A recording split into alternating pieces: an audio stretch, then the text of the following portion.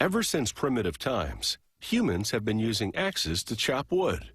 The first axes were simple sharpened stones, but when a handle was added about 35,000 years ago, it increased the force that could be applied with each strike, and that gave the axe much greater impact. Today, the axe hasn't lost its edge.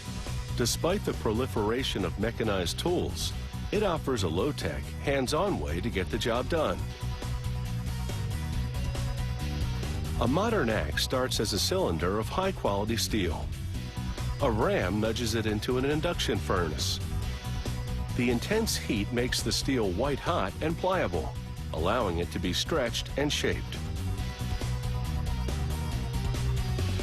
A powerful press then pounds the steel into a series of dies to further define the axe profile. A cutter head trims the edges.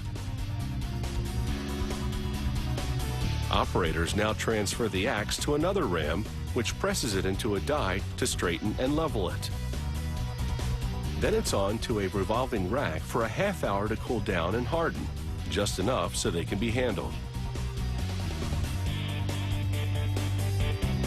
A worker loads dozens of the axes into a tumbler. They are tossed about with tiny steel pellets, and the resulting friction rubs scale from the surface of the steel and also smooths the edges.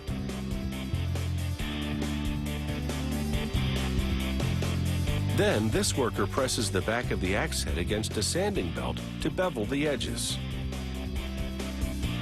He sands the sides of the axe head for a smooth finish.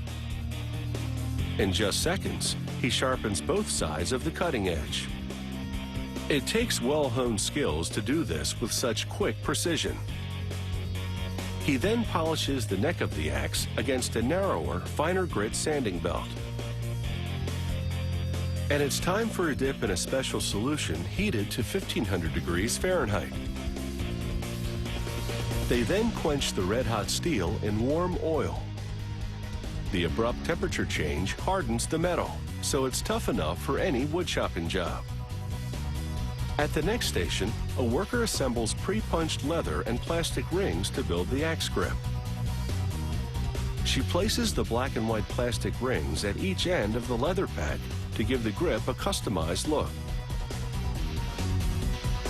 The rings get progressively smaller as she tapers the grip to fit the throat of the axe handle. It takes about 36 of the leather rings and 6 plastic ones to make one grip. She transfers the grip pack to an assembly press and inserts the lower part of the axe, which has been lubricated with beeswax, into the grip's center holes. A hydraulic ram drives it through. The lubrication ensures this job doesn't hit any snags.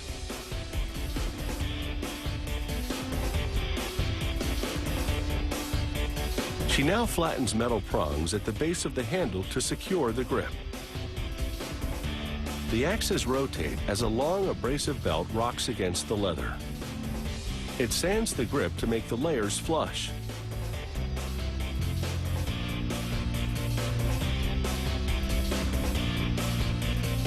A worker finishes off the job with a particularly aggressive sanding.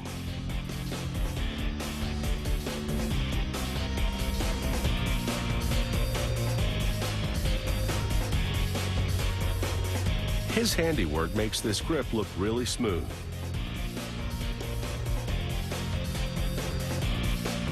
A dip in clear lacquer brings out the grain of the various pieces of leather, and they appear to merge into one.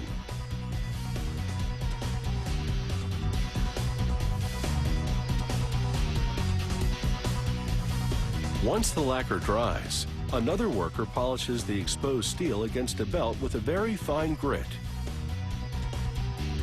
The result is a glossy sheen that ensures this axe will definitely look good on the job.